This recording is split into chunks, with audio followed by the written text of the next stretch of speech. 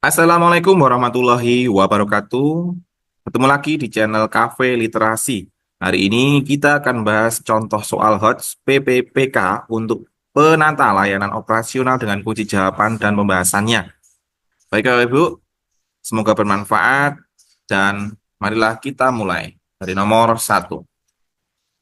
Salah satu masalah utama yang dihadapi perusahaan adalah rendahnya efisiensi operasional di beberapa divisi. Sebagai penata layanan operasional, apa langkah terbaik yang dapat Anda ambil untuk meningkatkan efisiensi? A. Menghukum divisi yang tidak efisien dan menginstruksikan mereka untuk bekerja lebih keras. B. Mengidentifikasi dan menghilangkan proses yang tidak efisien serta merancang prosedur yang lebih sederhana. C. Mengurangi anggaran operasional divisi-divisi tersebut untuk memaksa efisiensi. D. Mengalihkan sebagian besar tugas operasional ke divisi lain yang lebih efisien. E. Menunggu hasil audit tahunan untuk menentukan langkah selanjutnya. Jawaban terbaik adalah B. Mengidentifikasi dan menghilangkan proses yang tidak efisien serta merancang prosedur yang lebih sederhana. Penjelasannya, langkah ini menunjukkan pendekatan proaktif dan sistematis untuk meningkatkan efisiensi operasional. Dengan mengidentifikasi proses yang tidak efisien dan merancang prosedur yang lebih baik, perusahaan dapat mengoptimalkan alur kerja, mengurangi pemborosan waktu dan sumber daya, serta meningkatkan produktivitas. Pendekatan ini juga berfokus pada perbaikan berkelanjutan, bukan sekedar menanggapi masalah secara reaktif. Jadi jawaban nomor satu adalah B. Mengidentifikasi dan menghilangkan proses yang tidak efisien serta merancang prosedur yang lebih sederhana.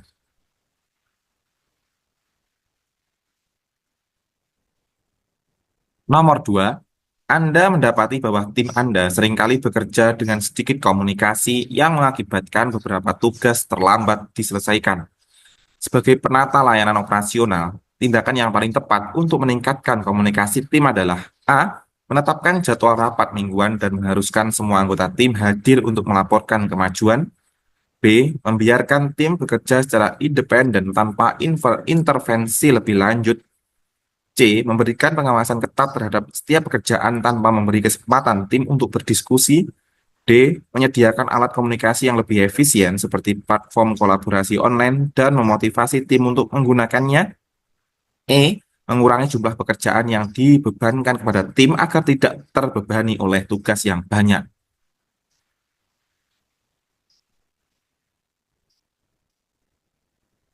Jawaban terbaik adalah D. Menyediakan alat komunikasi yang lebih efisien seperti platform kolaborasi online dan motivasi tim untuk menggunakannya. Penjelasannya, langkah ini berfokus pada solusi yang praktis dan efektif dengan memanfaatkan teknologi untuk meningkatkan komunikasi tim. Alat kolaborasi online seperti platform manajemen proyek atau aplikasi pesan instan memungkinkan tim berbagi informasi secara real-time, mengordinasikan tugas dengan baik, dan menjaga transparansi. Selain itu, mendorong tim untuk menggunakannya membantu menciptakan budaya komunikasi yang terbuka dan kolaboratif. Jadi jawaban nomor dua adalah D. Menyediakan alat komunikasi yang lebih efisien seperti platform kolaborasi online dan memotivasi tim untuk menggunakannya.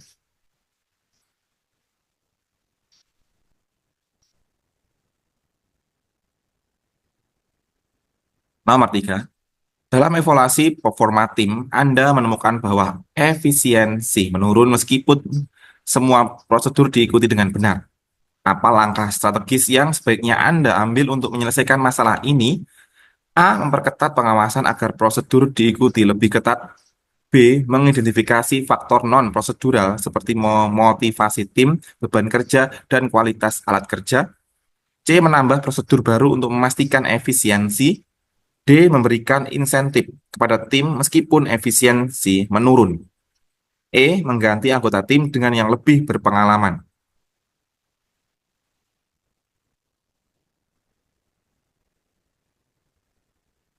Jawaban terbaik adalah B. Mengidentifikasi faktor non-prosedural seperti motivasi tim, beban kerja, dan kualitas alat kerja. Penjelasannya, meskipun prosedur diikuti dengan benar, efisiensi dapat dipengaruhi oleh faktor lain seperti motivasi, beban kerja yang tidak seimbang, atau kurangnya alat yang memadai. Dengan mengevaluasi faktor-faktor ini, Anda dapat menemukan akar masalah yang mungkin tersembunyi di luar prosedur formal, seperti kelelahan, kurangnya keterlibatan, atau masalah teknis. Solusi ini memungkinkan perbaikan yang lebih holistik dan efektif. Jadi jawaban nomor 3 adalah B. Mengidentifikasi faktor non-prosedural seperti motivasi tim, beban kerja, dan kualitas alat kerja.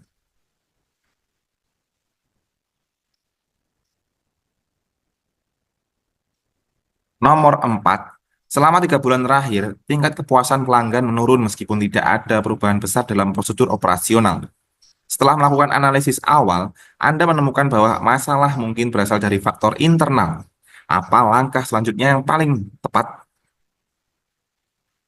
A. Mengganti seluruh prosedur operasional yang ada dengan yang baru. B. Melakukan survei internal untuk mengidentifikasi kendala yang dialami oleh staf operasional, seperti beban kerja atau memotivasi kerja. C. Memberikan pelatihan ulang kepada seluruh staf tanpa melakukan analisis lebih lanjut. D. Memfokuskan kembali pada pelanggan yang tidak puas dan memberikan kompensasi. E. Menunggu sampai tingkat kepuasan pelanggan membaik sebelum melakukan tindakan.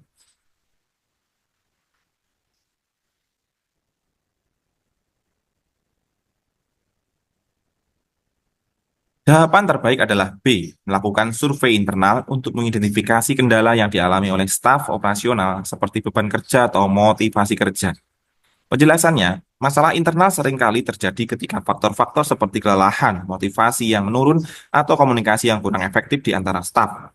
Dengan melakukan survei internal, Anda dapat memahami lebih dalam tentang apa yang dirasakan dan dialami oleh tim operasional.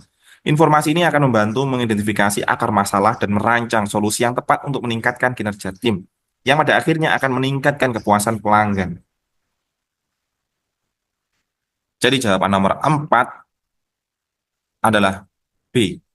Melakukan survei internal untuk mengidentifikasi kendala yang dialami oleh staf operasional seperti beban kerja atau motivasi kerja.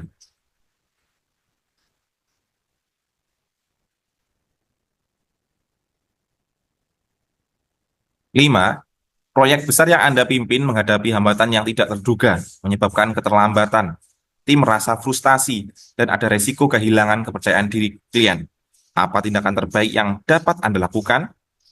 A. Mengabaikan hambatan dan memaksa tim bekerja lembur untuk menyelesaikan proyek sesuai jadwal. B.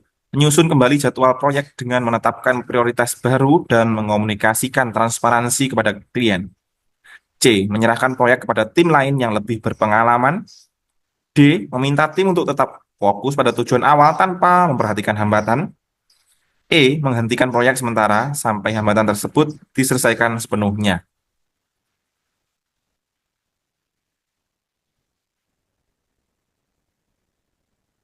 Jawaban terbaik adalah B. Menyusun kembali jadwal proyek dengan menetapkan prioritas baru dan mengomunikasikan transparansi pada klien.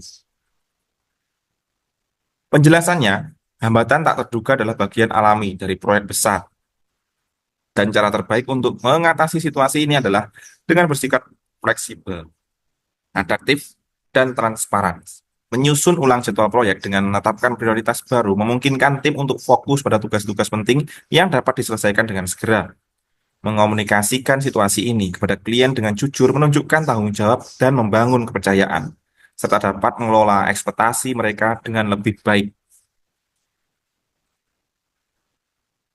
Jadi jawaban nomor 5 adalah B. Menyusun kembali jadwal proyek dengan menetapkan prioritas baru dan mengomunikasikan transparansi kepada klien.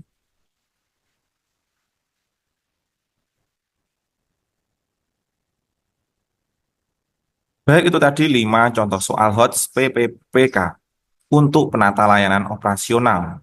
Semoga bermanfaat Bapak Ibu dan terima kasih sudah eh, mampir di channel Cafe Literasi. Sampai jumpa di video selanjutnya dan wassalamualaikum warahmatullahi wabarakatuh.